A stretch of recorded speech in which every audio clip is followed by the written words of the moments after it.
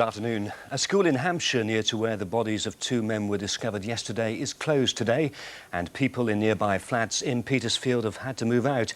It's still not clear how the men died or even who they were. Well, our reporter Richard Slee joins us from the scene now. Richard, details seem very scarce, don't they? Yes, we still don't know exactly what happened here, but it looks like these two men were involved in some sort of frenzied knife fight. We know that one of the men lived in the ground floor flat there behind me. For Meridian News. 3 youths have been charged over an arson attack at a secondary school in Chichester. The sports hall at Bishop Luffer suffered £500,000 worth of damage. The youths are also charged with burglary at the school on the same night. They're due to appear before magistrates next Wednesday. Meanwhile, the replacement of a large part of a school in Dorset, which was also a victim of arsonists, is a step closer. Litchard Minster was almost destroyed by the fire in June 2000. Since then, lessons have been held in damp and rotten temporary classrooms. Now, councillors have agreed to push ahead with the first phase of an £8 million project. Parents and staff have been campaigning to have the work approved. There were more smiles and tears of joy in Portsmouth today as another warship returned home in time for Christmas. HMS Kent had been out in the Mediterranean on an anti-terrorism mission. But this time, love was in the air as one brave sailor popped the question to his girlfriend as soon as he stepped foot on dry land. As she slipped into berth through the mist, there was one sailor on board HMS Kent who was overcome with worry. Chef Gavin Brown, returning from his deployment, chose today to propose to his girlfriend, who was waiting patiently on the jetty. How long's he been gone? About 3.5 months, near enough, yeah. Are you excited? Yeah, very. As dozens of family and friends looked on, it was time for Gavin to make his move, and he headed straight for Vicky. Hello. You're right.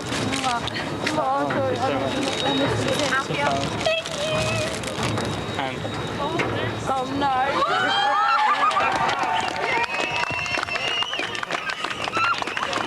What did you say, Vicky? Yes, I did. Is it a real surprise? Yes, it is, really.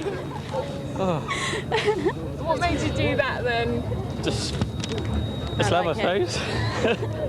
There we go. And theirs wasn't the only engagement. Another couple who met on board during a previous deployment made it official while the ship was out in Italy. So the celebrations continue here on board HMS Kent, and they're well deserved. The ship's company have been working hard for the past 4 months on an anti-terrorism mission in the Med. They even picked up one vessel which was later investigated for illegal human trafficking. And Kent had been involved in protecting the Athens Olympics from terrorist attacks. In the Mediterranean with NATO are just typical of the sorts of tasks that we've been asked to do now, different from the classic warfare disciplines that ships perhaps have dealt with more in the past. But firmly on everyone's minds for now is being home for Christmas, and for these two, planning a future. Cheers! Cheers. Cheers. Carolyn Sim in Portsmouth for Meridian News. Now, next year, the Channel Islands will celebrate 60 years of freedom. On May the 9th, 1945, British troops liberated the islands after 5 years of Nazi rule. As part of the celebrations, the island hopes to trace any surviving members of that operation. They want to bring veterans of Force 135 back to the islands to be part of the event. If you were there or you know someone who was, please get in touch with Channel Television in the Channel Islands. The address is Television Centre, La Poucalais, St Helier, Jersey, JE1 3ZD. We'll take a look ahead to the rest of what's coming up on Meridian tonight in a moment. But first, here's the weather with Gemma Humphries.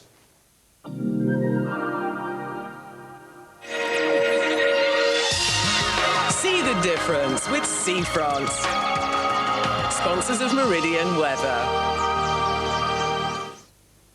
Good afternoon. A dry and reasonably bright afternoon almost everywhere, but we are seeing some of that mist and fog lingering right the way along the south coast. Very light winds today, and temperatures really are struggling.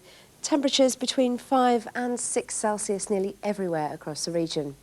Overnight tonight, those temperatures will fall away very quickly, down to around freezing in most parts in the countryside and between 1 and 2 Celsius along the south coast and across the Isle of Wight.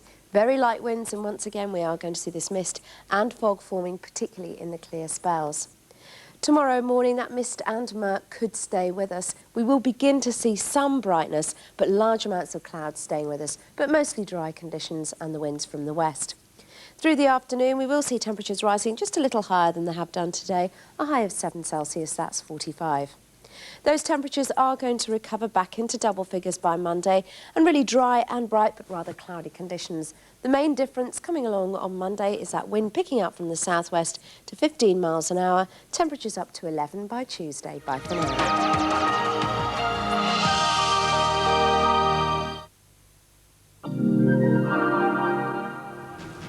And that's all the news for now. Looking ahead to tonight's programme, we want action. The angry customers who fear they've lost money because of the collapse of a major furniture retailer.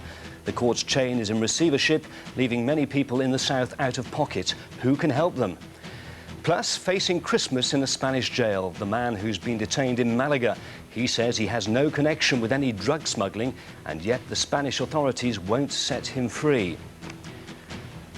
And we reveal another side to one of the Premiership's top goalkeepers. Off the pitch, there's another side to Antti Niemi. We have an exclusive profile of the man who's turned out to be a bit of a joker. And that's Meridian tonight at 6. Meanwhile, if you have a story you think we should know about, you can, of course, email us at yourstory@meridiantv.com. You can also phone us. That's all for now, but remember to join us for Meridian Tonight. We're live, of course, at 6.